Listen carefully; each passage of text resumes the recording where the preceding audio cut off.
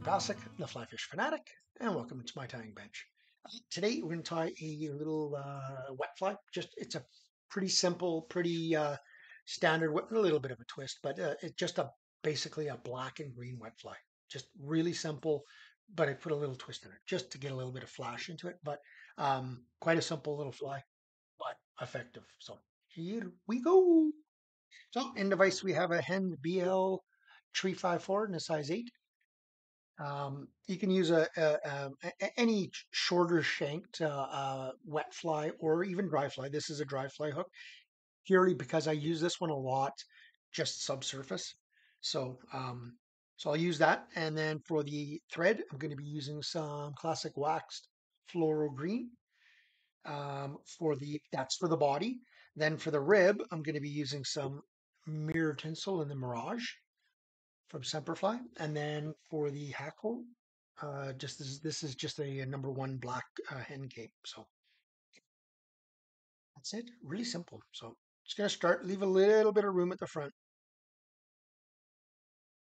Come on all the way back to about the start of the. There we go to the point of the hook. Come back again. Stop about there. Take my rib material. This isn't gonna. It's not gonna show up a ton. It's just going to give a little bit of flash, just a little bit, because it's just a rib, right? It's not going to be the full body. I can do this in a full body if I want as well. It'll give even more flash. I don't want that much flash on here, but I do want some. So I'm just going to come back, try to cover all of that up with the green body.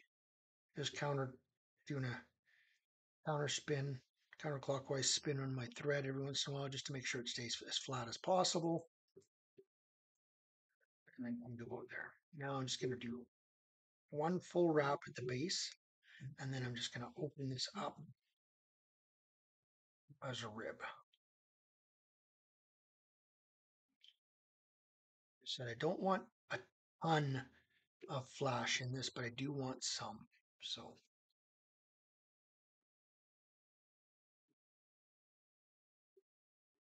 this one can be fished individually or as a team. It's up to you.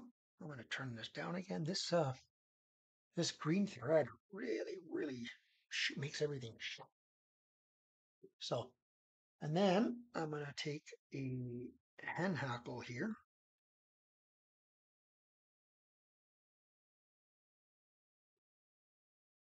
Find a good one. Well, this is a number one, all good, just I mean size wise. So I'm going to nip this off about here. Just strip off all the fuzz on the bottom there. A little bit long. I'm just going to strip just a little bit more off. I'm going to wax my thread.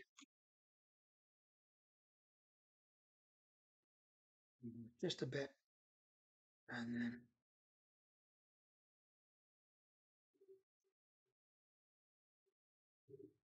make sure that's on. Pretty well. Now I'm going to take my hook plier. Move on to the top of the feather. Stroke this back. Now, if you want this a little sparser, remove the leading edge. Okay, but I'm just going to make sure this is all stroked back nice. And then I'm going to do 3 to 5 turns, depending on the feather. 1, 2, 3, to 1 more. Of course, let go with my hackle plier.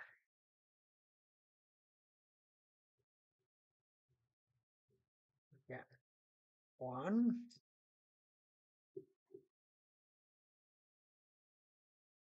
just in front of that, 2, 3, 4, 4.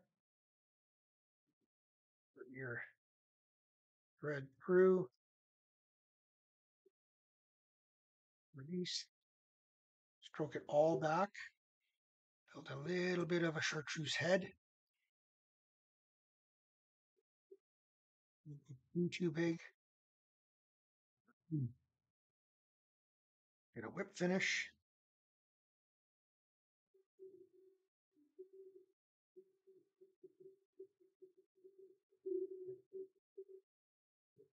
Just nice and tight.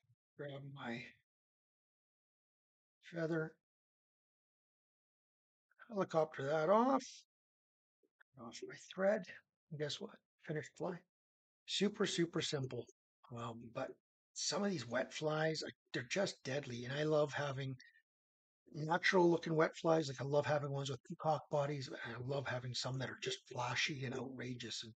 And this one's kind of in between. But yeah, uh, wet flies have quickly become my probably one of my go-to flies in general. Just straight, simple black, green, um, even cream-colored wet flies. Just really simple, but I've done so well over the past 5 to 7 years on wet flies that it's just become one of my favorite ways.